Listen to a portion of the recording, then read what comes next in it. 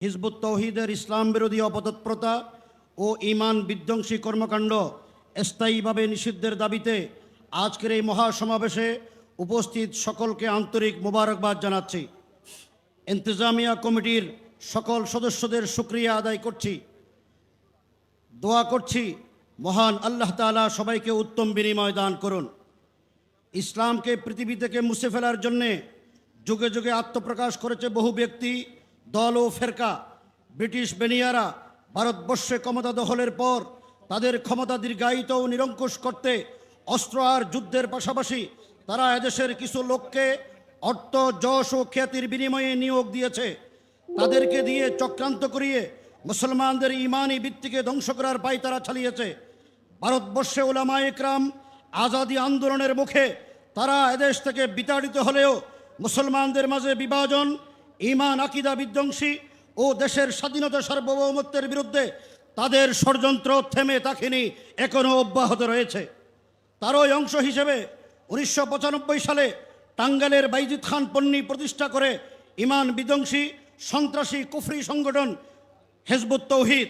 তার মৃত্যুর পর এই সংগঠনের দায়িত্ব রয়েছে কথিত ইমাম হুসাইন মোহাম্মদ সেলিম।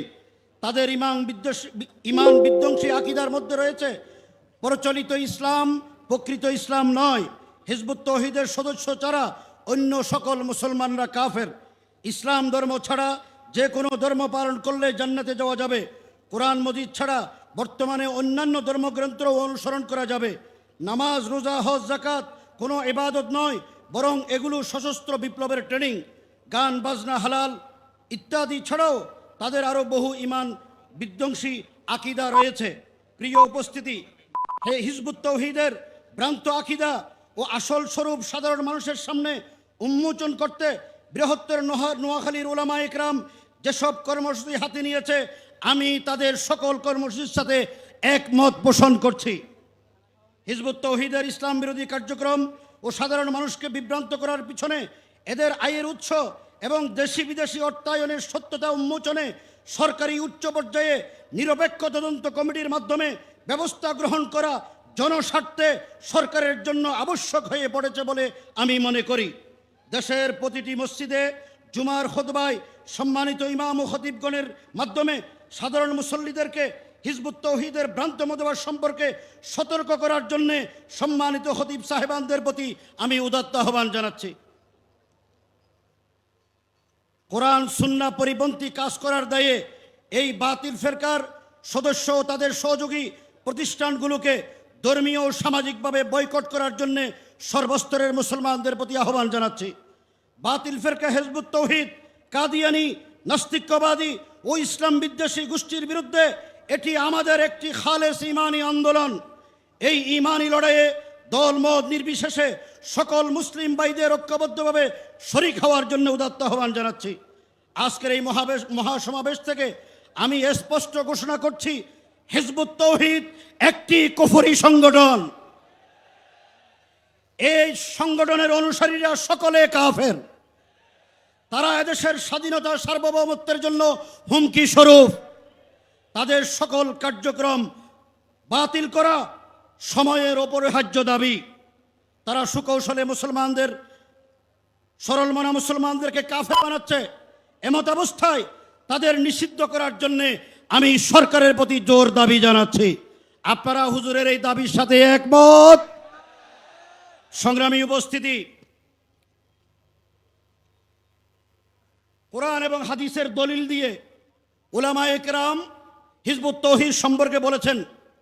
আমি দুইটা কথা বলে শেষ করছি। এক নম্বর কথা হলো, এই রাষ্ট্র চলে একটা সংবিধানের আলোকে। বিগত আওয়ামী ফ্যাসিবাদী সরকার রাষ্ট্রের মূলনীতি থেকে, রাষ্ট্র পরিচালনার মূলনীতি থেকে আল্লাহর উপর আস্থা ও বিশ্বাস মুছে দিয়েছিলেন। বর্তমান তারেক রহমানের সরকার, জিয়াউর রহমানের সন্তান ক্ষমতায় আসার পরে সংবিধানে আল্লাহর উপর আস্থা ও পূর্ণ বিশ্বাস সংযোজন করার ঘোষণা দিয়েছেন, সংসদে বিল পাশ করেছেন। হিজবুত তৌহিদ তারা মনে করে আল্লাহ তার রুবুবিয়তের আসনে নাই। নাউজুবিল্লাহ।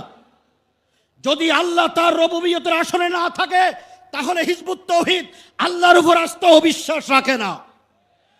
আমরা স্পষ্ট দাবি করছি, বাংলাদেশের সংবিধানের রাষ্ট্র পরিচালনার মূলনীতির আলোকে হিজবুত তাওহীদকে সংবিধান লঙ্ঘনের দায়ে নিষিদ্ধ করতে হবে। দ্বিতীয় নম্বর কথা হলো রাষ্ট্রধর্ম ইসলাম। তারা বলে এই ইসলাম প্রকৃত ইসলাম নয়, রাষ্ট্রধর্মের যে ইসলাম, এই ইসলামে আমরা অনুসারী। হিজবুত তাওহীদ রাষ্ট্রধর্ম ইসলাম মানে না, সেই জন্য তাদেরকে নিষিদ্ধ করতে হবে। তিন নম্বর কথা হলো এই নোয়াখালী জেলার প্রশাসনিক কর্মকর্তা, আপনারা আমাদের ভাই, এই রাষ্ট্রের নাগরিক, এদেশের আলেম ওলামা তৌহিদি জনতার ট্যাক্সের পয়সায় আপনাদের রুটি রুজির ব্যবস্থা করা হয়। আমরা শুনেছি দায়িত্বশীলদেরকে হয়রানি করা হচ্ছে।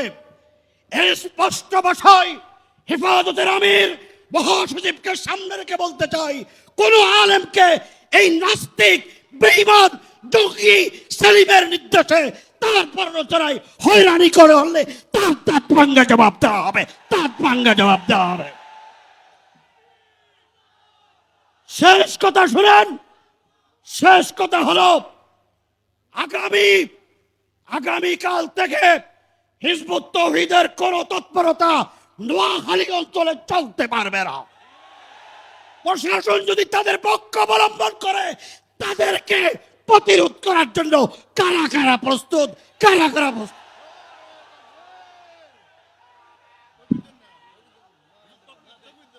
নারায়ে